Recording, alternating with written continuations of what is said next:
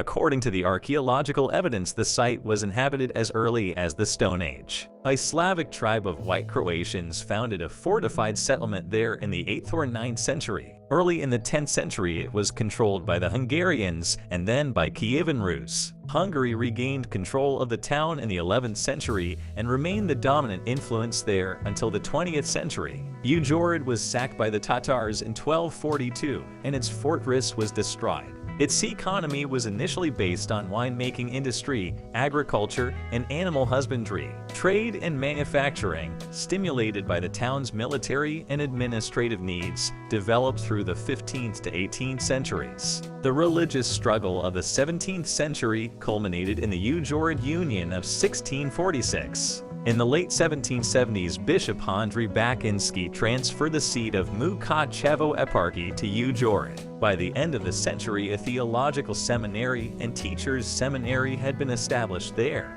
The Austrian Habsburg dynasty won control of Uzhhorod in 1691, and the city became involved in Hungarian attempts to throw off Austrian rule in the Rakoczy Uprising of the 11th of March 1703 and the Revolution of 18489 in the Habsburg monarchy. With the defeat of the revolution, the Ukrainian cultural movement in Uzhhorod gained strength for a time. The Society of St. Basil the Great, the Unia Publishing Society, and Ukrainian schools were established. Most of the movement's leaders worked in Uzhhorod, although they found little support there, for the city was inhabited mostly by Hungarians, Jews, and Slovaks. In 1848, the city was granted self-government and began the process of modernization. A sewage system was built in 1855, and a railway link with Chop was established in 1872. A new gymnasium was erected in 1894. The winemaking industry was expanded, and new manufacturing industries, furniture making, woodworking, brick making were introduced.